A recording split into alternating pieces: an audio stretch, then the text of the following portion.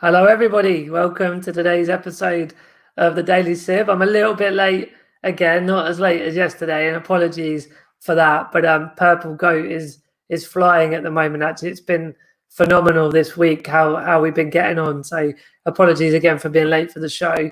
But we're going to be talking higher education and university as our sort of focus. But I know we're going to go off in some directions around travel, around career, and all basically all of life, to be honest. And I'm really excited to introduce my good friend Marni Smyth. So welcome, Marni. Yeah, you're right. You getting all right today? Yeah. Ticking along. It's just one of those now, isn't it, where being in shielding that long every day like merges into one. Yeah, it's Groundhog Day. Yeah. Yeah, I agree. The first month or two, I was not missing like going to events and traveling to other countries as much as I thought I would. But the last couple of weeks, it's been kind of okay. I'd like to crack on with some stuff again now, I think it's because everything's opening up and Yeah. other people are able to go and do things, and it's like I was fine, and then I saw that McDonald's had started doing breakfast again, and that tiny little thing. Yeah. I love a McDonald's breakfast. Yeah, I was trying to find the Nando's. It's become known on the Daily Sib that I'm addicted to Nando's. I had spaghetti bolognese last night, and I put Nando's sauce in the bolognese. Like that's how bad it is.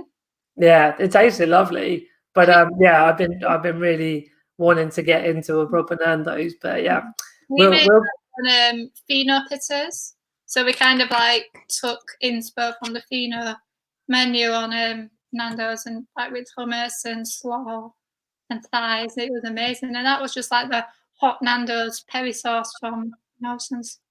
From Morrison's, okay. Yeah. Maybe I'll have to get someone down Morrison's for me then. Yeah, well, we was all online. We've managed to get it all online. That's true. Yeah, you get it online as well. Cool. Well, yeah, we got a few bits to cover today. I always ask my guests to just give a little sort of background intro. So just give a couple of minutes of who you are and what you generally get up to.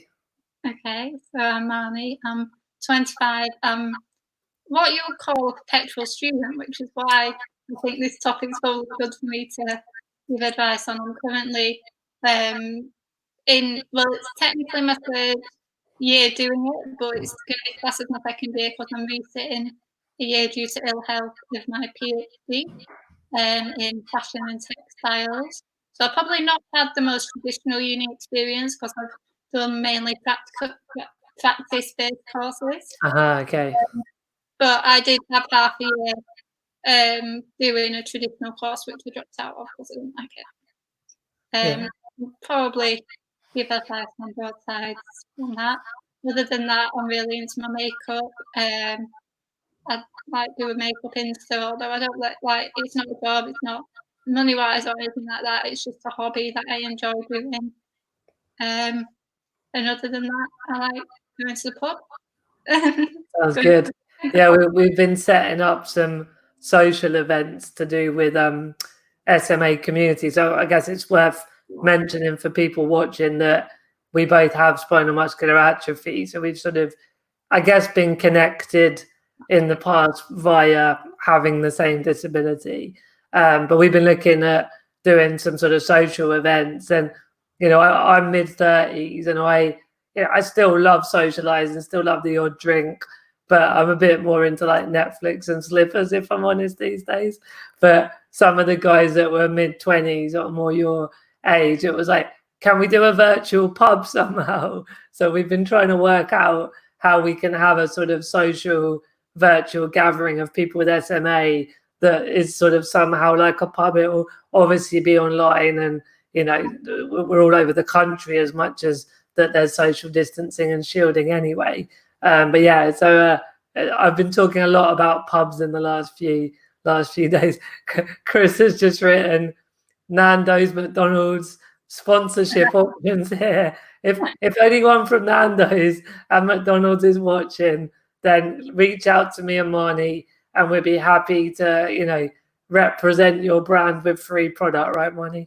Oh, absolutely. I like every day after. Such a And we got Mark says hello both. Hi Mark. Hello. And Gavin says hi team and viewing buddies, and hey back at you, Gavin. So cool. Yeah. So I mean, I think you framed it really well. We've got you know, the fact that the big thing around uni, I guess, is where we'll kick off. So like having SMA, obviously I get it very well. We're in wheelchairs. That means that places have to be accessible, means that we have to have the care funding and the care team. So I'd imagine, I say imagine, we've talked a lot about it one-to-one over the years as well. But can you just share a bit more for people watching, like how it was when you wanted to go to uni, and like what were the worries and what were the practical obstacles that you had to overcome? I think the biggest obstacle was getting the care. Yeah. It was my birthday is end of July, and adult services did not want to assess me until I turned 18. So it took 4 weeks to sort a care package and get carers in, which then had to be taken to appeal because both admitted I needed 24-hour care, but neither wanted to fund it. So that had to be taken to appeal, and I got an emergency care package put in place at the time. But it was like a week before uni. I didn't have any carers. You know, it was awful. It was so stressful, I think. And that's the advice that I've given a lot of people who've got end of summer birthdays, is to force them to do the care assessment, regardless of if you've turned 18 yet. Yeah, we need it for uni, right? After all, I had to bring in an agency to do the first term of care whilst I found care with employer privately, because there was just no time to advertise jobs and interview people before I was going, and it just added a level of stress that you shouldn't have. You should be excited to go to uni. It should be like, it's one of the most exciting times is being a fresher. And it just kind of got a bit overshadowed by stress around care, which I think anyone who's ever gone through care assessments and things knows how they're not the funnest things to do. They are very stressful. They just make you feel crap because it's all about what you can't do, right? Yeah, and at the end of the day, I've said it to people in the past, they make me feel like a minus pound sign rather than a person. Yeah. Like, neither one's fund it, but at the end of the day, we need the care, and to be able to access everything everyone else does, we need it, and we shouldn't be made to feel bad for something we can't help. So, but other than that, I think just making sure your room's adapted. So I've had three different experiences of living in various places. I first went to a halls which provided a free carers room. Okay. It didn't actually have any adaptations in. They went in and put gantry hoists in, and they actually put a backwash in for me. Wow. So that I could, if I wanted to wash my hair really quickly, I didn't have to worry about getting a full shower. And the carers room was free, which was brilliant. The adaptations were fine. They worked, you know. Second one I went to was fully adapted with a H-frame hoist, which went into the bathroom as well. So there was a H-frame hoist in the bathroom, and up and down backwash sink. Can you just explain for people that don't know, that are watching, what a H-frame is? So a H-frame is where the hoist can move anywhere in the room, so you're not tied where you put any of your equipment. And I don't know if you saw yesterday's, but on the Mobiloo, there was a H-frame inside the Mobiloo, which is like changing places, but in a van. And so, yeah, I just wanted for people that are watching that don't understand it, just so they get what a H-frame is. But the benefit is you can get out your wheelchair or get on the bed or get on a shower chair anywhere in the room, right? Yeah, and I mean, if you're going to have a hoist, you want a H-frame. I'd say it's like the ultimate hoist. Yeah. It just gives you so much freedom. You can rearrange your room. You can just, it gives you so much more freedom than a single track hoist. Yeah, agreed. And to be honest with you, in that room, my bed could only go in one place anyway. And I mean, it's halls. You don't really change them around. It's not exactly a palace. Yeah. I just thought the fact that they had it, and they had an electric door, which my fob worked on, so I could get in and out of the building myself. Not that I was on my own, I have 24-hour care, but it's just those little details where it's like, well, if I wanted just to nip outside to see a friend, I don't have to take a carer with me. They can wait inside for me and things like that. But they didn't provide a free carers room. Right. And my loan would not pay for 2. Right. Now, various people have said, like, some councils will do housing benefits, give you a carers room, others won't. There is, sorry if you can hear the dogs, the postman's Right. honestly, but Sunny will join in a minute, I'm sure. Yeah. There's organisations such as the Snowdon Trust who will give grants towards a carers room if need be. But to be honest, mine was that big. We just put a camp bed in for the carers. Didn't ask. I always go buying things like that. It's better to seek forgiveness rather than permission. Yeah, like that. And no one ever said anything. I think they knew they couldn't say anything. I think we pay £10 a year. That's more. By the time you've lived there for 3 years, you've got a deposit for a house. So it's ridiculous. They can't, like, the fact that they do it. And the other thing that I would say, and I lost out on this for 2 years because no one ever told me, is check your terms of your halls. Because if there's a gym membership included in the halls, you have to ask them to knock that off. You can't use it, but they won't. Can't use it. Yeah, it's a good point. Make sure to check your terms. Yeah.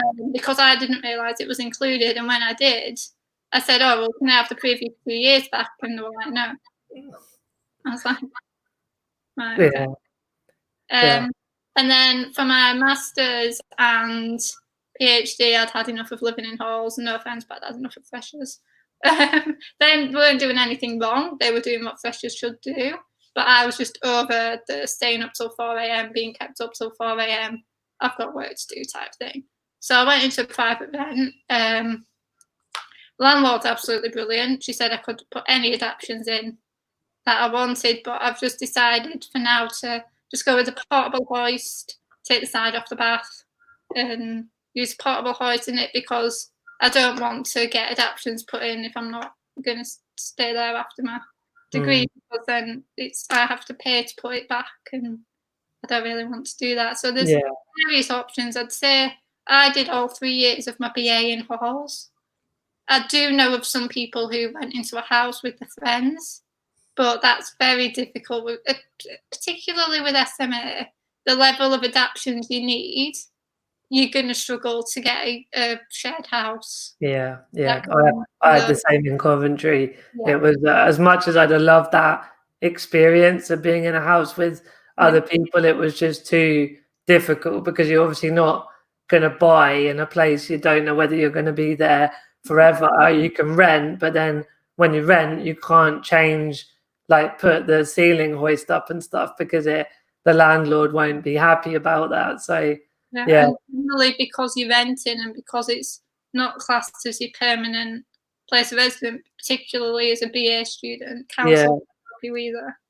Because care funding wise, you're still under your, when I did it, I was still under Cambridgeshire funding, even though I was studying in Coventry. So as you say, it's temporary residence. Yeah, so up until this year, I was the same. And then I'm not going to go into it, but I've been transferred to Kirklees Care, which they've been brilliant. It's fantastic.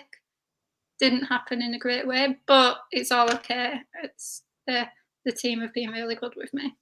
Is that recently that happened? Yeah. Right. So ongoing. Ongoing, but I'm not having to fight for anything, if that makes sense. It's just kind of transitioning over. Yeah. Okay. Yeah, I mean, I know so as I say, I was at Coventry, but under Cambridgeshire funding. But when I moved to London to live and work, obviously that was then permanent.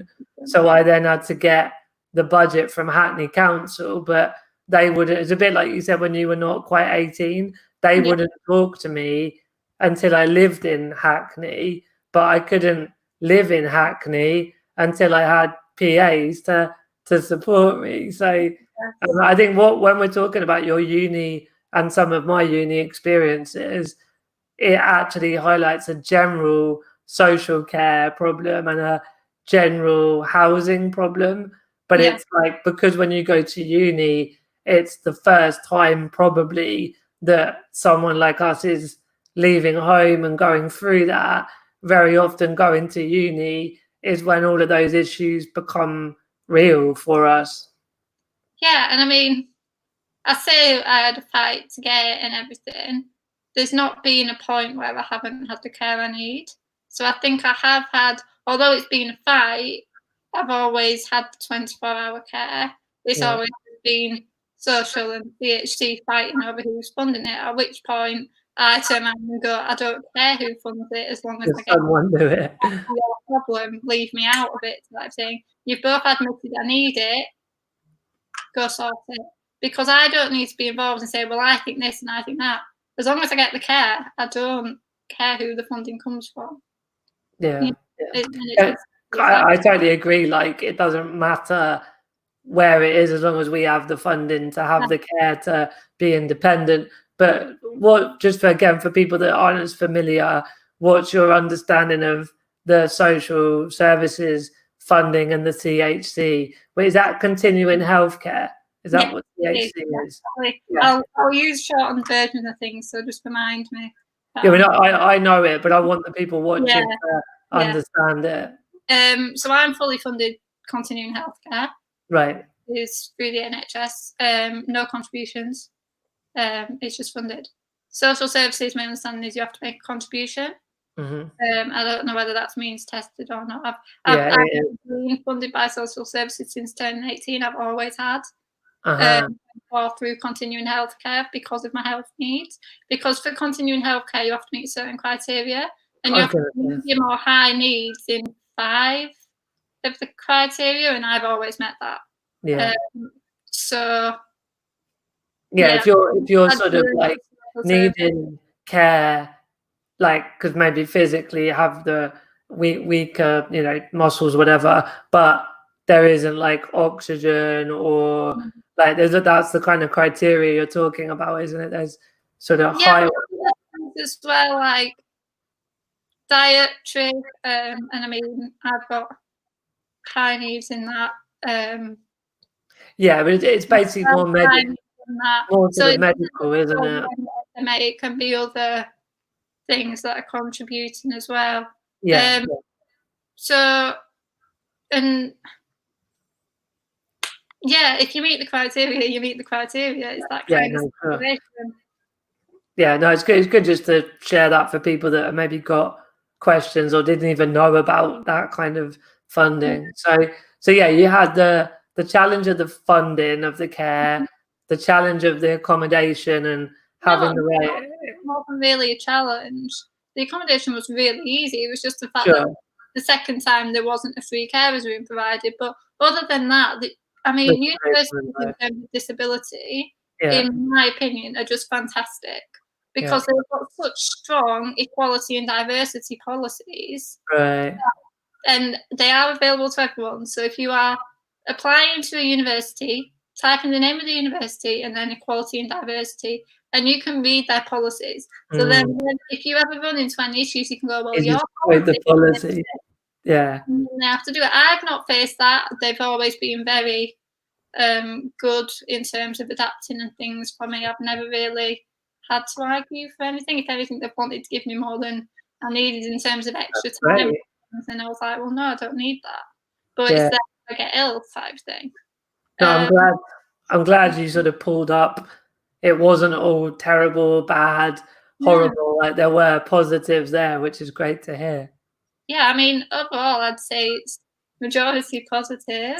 There was that one little fight at the start, which, to be honest, I wasn't overly involved in because, as I said, it's turned to a situation of you've both admitted I needed care, sort it out yourselves. And the social worker was brilliant. She put an emergency care package in place, and then it just went from there. Yeah. But what about, I was going to ask you around actually finding and having good carers, like personal care assistants. How did you find that process? You get good ones, you get not so good ones. I think everyone's had experience. I mean, I can't moan at most of the carers I've had. Yeah. And all the ones I've employed privately, I can't moan about at all. I've always had fantastic carers. Agency, it's not the carers, it's the agency. As silly as that sounds, like I the totally agency agree with have that. so Yeah, many restrictions in place. yeah. And in short, don't go with an agency, in my opinion. In short. Because it'll start out great. They always start out fantastic. Yeah. And then slowly decline and just cause a lot more stress than needed. I would always say employ privately. It might be a little bit of stress at the beginning, getting everything sorted, but it'll benefit you so much in the long run. Yeah, yeah. No, I agree with that. That does sound like a very positive experience. So how about the actual studies and also the social life? How are those for you? Great. Yeah. I mean, as I said, I've done mainly practice-based courses, which the uni were very accommodating with. They always have been. They're happy for carers to help me. And I mean, when I was at college, it was a different attitude. One college told me I'd never be able to study fashion because I couldn't use the foot pedal of a sewing machine. Really? Kind of proved them wrong just a little bit. But uni, as I said, there's such a open and diverse place. Yeah. I've never felt viewed any different to any other student. Yeah, that's really true. That it does. I mean, I think that disabled or not disabled, it's just that place where you explore yourself, but you just meet so many open-minded people. And then I don't know, I mean, you're sort of still in the study world, but I think when you go into the work world, and that can, I know you've done some practical stuff, and you can talk about that in a minute, but it almost seems to get more barriers or more closed-minded as time goes on after uni, but at uni it's very free and open-minded, which is amazing. Yeah, and I mean, I went to an art uni, so we're very open-minded anyway. said. Yeah, and it was great. It was a fantastic atmosphere. That was at Leeds College of Art, which is now Leeds Art University. Yeah. I absolutely loved my time there. It was absolutely fantastic. Anyone who's wanting to do an art kind of course, I'd fully recommend them. Cool. I would say their halls, I don't know now because they're a university status, they probably have more halls. When I was there, their halls didn't offer the accommodation I needed because they didn't have adjoining rooms. So the University of Leeds let me stay in their halls. However, my dad has got friends at University of Leeds, so he was able to be like, can you help us out? Yeah. But I think they probably would be open to helping people out. So if you are looking and halls that your uni have aren't accessible, approach other unis in the area. Generally, they're more than happy to help out. Yeah, no, that's good. So how have things been lately? I mean, any general kind of what you're up to now, but obviously COVID-19, I mean, has that affected your actual studies a lot? You know what? The University of Huddersfield have been absolutely fantastic with me. January, when the news about COVID-19 first came out, the University of Huddersfield have got a lot of students coming back over from China. So I was like, oh, I really don't feel comfortable going in. Like, I know it's not a big deal over here yet. So I emailed in, and one person was like, well, that province, we've only got 2 students. And I was like, yeah, but they're still all getting on flights together, it could still spread on flights and in airports and all this. And then the head of postgraduate studies was like, she's working from home. It's as simple as that. So they've let me work from home since about January. Okay. It's just absolutely fantastic. And because I am research based now, I can easily work from home. There's not lectures, workshops. So obviously that'll probably be different for other courses. Yeah. Well, I genuinely can't moan with how they've been. And then my PM2 came around, and because of my ill health, it wasn't where it should have been. And I tried to catch up, and I just didn't. And they went away and came back and were like, we're going to let you resit the year. And this is the other thing with the universities is they want you to succeed. They want you to pass. Yeah. So they will find ways to help you if you need it. It's just fantastic. They've been brilliant. So it sounds like many disabled people I've spoke to, the being more home-based hasn't been all bad in terms of study or work or even some forms of leisure. But how have you found the sort of, particularly as it's summer when we're with SMA, we're a bit stronger and more energized in the warmer, drier weather, right? Have you sort of really, really missed the going outside yet? You know what? I think if I'd have been in my flat with no garden and just literally locked away, I'd have been an absolute mess. Yeah. We've got a big garden, we've got nature reserve, like, and as much as being shielding, I have gone out for a few walks, I've put a mask on, but where my parents are and where we live, there's not the people, like, we're not gonna run into loads of people. I think I've gone on a few walks and we've run into, like, 2 people and they've just crossed the road, one on the other side, so we could pass it to the distance.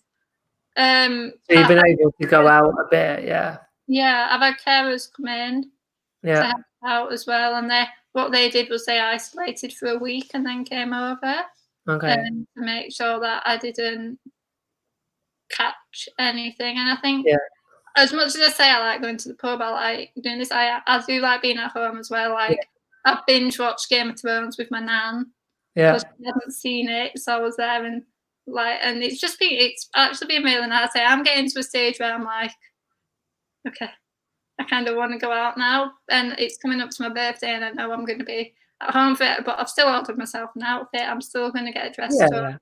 Celebrate.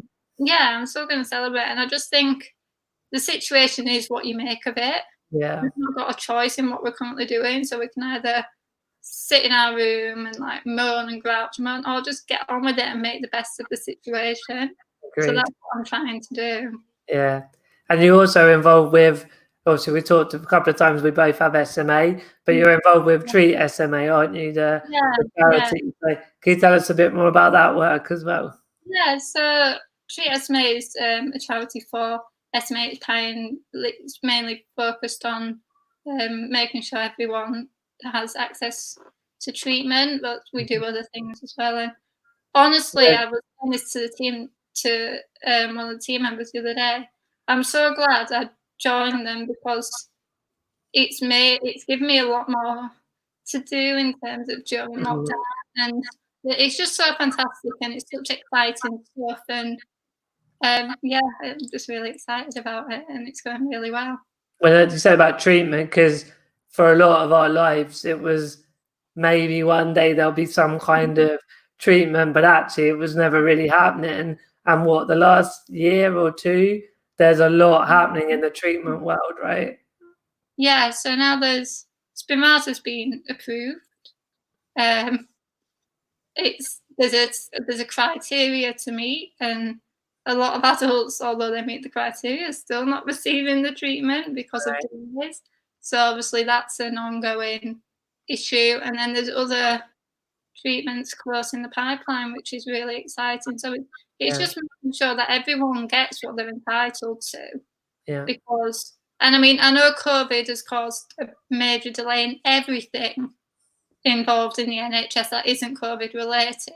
But adults should have been receiving the treatment by October, so they can't constantly use that as an excuse when they should have been receiving it 3 months before COVID hit. So it's just about, but at the end of the day, it is what it is now. COVID's happened, so we just need to get making sure that as hospitals can start to reopen and stuff, that treatment is provided to the people who are able to receive it. Yeah. And sort of drawing towards the end now, getting nearer the end of the interview. I mean, looking forward, like what are you planning? Sort of, are you going to study forever and ever, or is there like sort of career aims as well? So you see, I did want to go into lecturing and things like that. Okay. But now with this whole situation, I'm a bit like, found people with loads of germs all the time. Could you not do remote teaching in some way?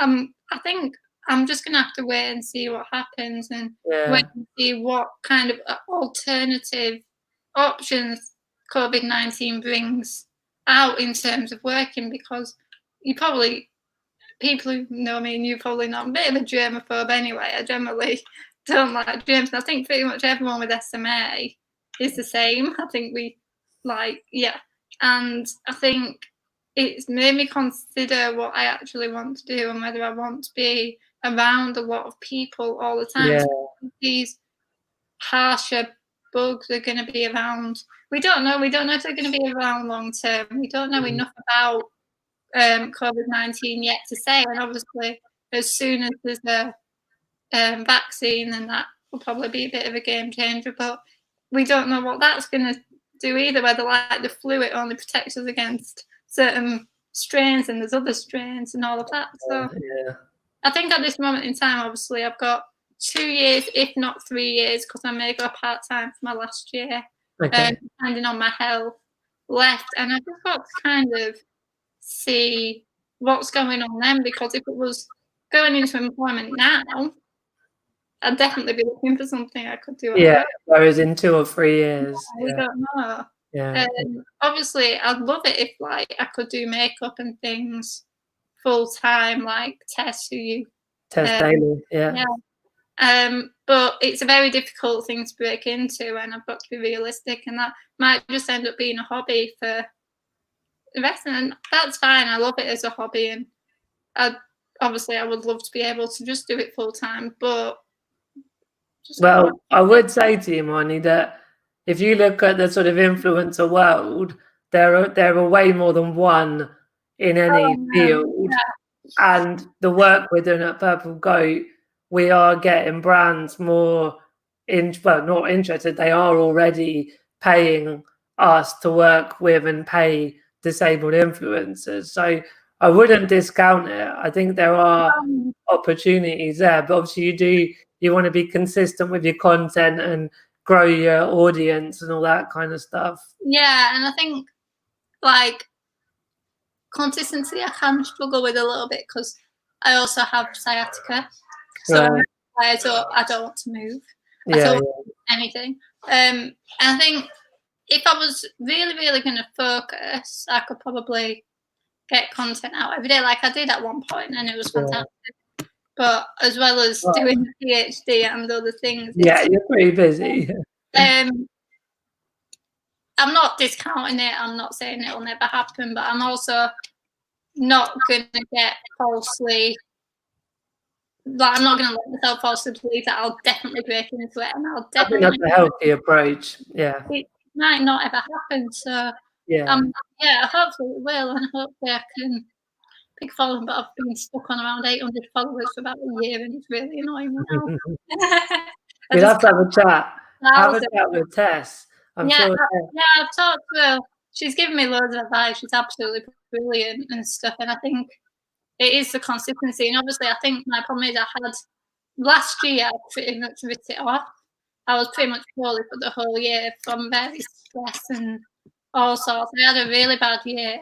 So I think that hasn't helped that I basically had a full year out. So I just need to get back on it now. Yeah. It doesn't help that I left most of my makeup at Huddersfield, thinking I'll only be home for a few weeks. 4 months later, I'm still here. Cool. Well, I guess just to finish, what would you say to people with a disability that are thinking about going to university and they're not sure and they're a bit worried about some of the hurdles and the challenges? What would your message be? Just do it. Just do it. I wing my way through life, and I've been at uni 7 years. Honestly, do it forever. Do actually put effort in. Like, you're gonna do it. But don't let the main thing is going to be the care, and don't let that put you off applying to uni, because at the end of the day, they've got a responsibility to provide care. You are a vulnerable adult, and the council have got a responsibility to make sure you're safe. No, you're right. You can get funding through student finance as well. For during the day. So if you are struggling to get full 24-hour care, you could utilise the student finance funding as well. What I would say to that is, again, do it privately and invoice student finance yourself.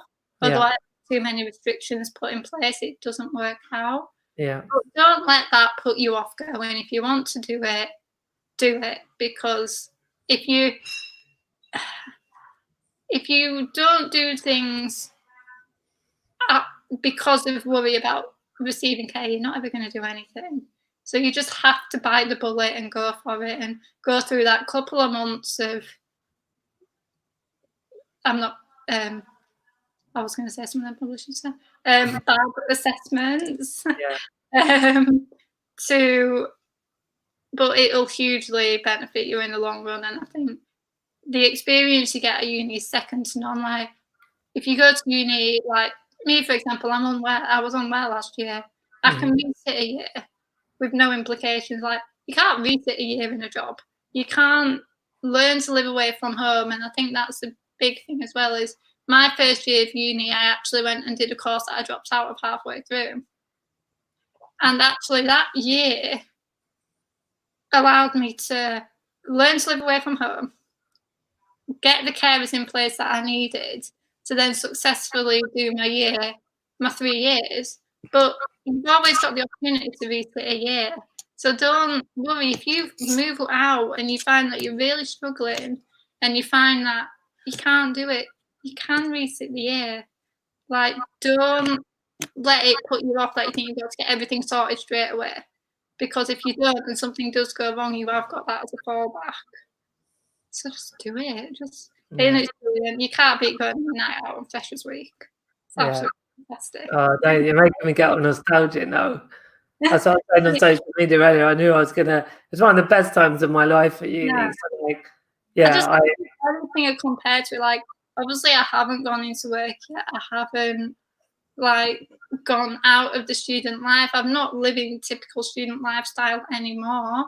But from what I've heard from people, you just can't compare going to uni with anything else. It's just a fantastic opportunity and experience. Yeah, very well said. Sarah is saying, we'd love to chat to you, Marni, about sharing your story with our further education students in our virtual world of work project. So Marni and Sarah, you can connect on the thread on my Facebook. Sounds like a really cool opportunity. Your message on Facebook, or if you know Martin, get in touch with Martin and you can pass on my email address, whichever works.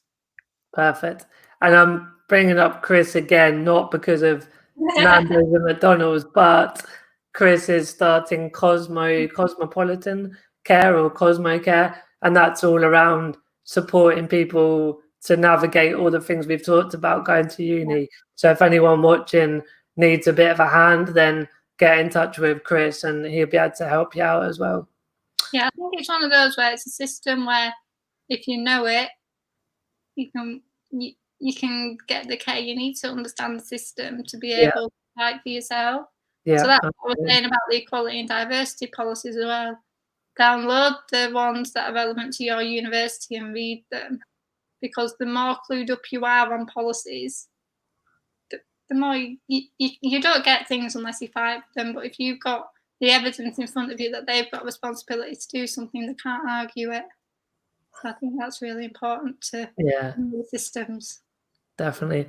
So I was saying, I love being at uni. Best years to learn to be me. Yeah, totally agree. It gives you an opportunity to learn.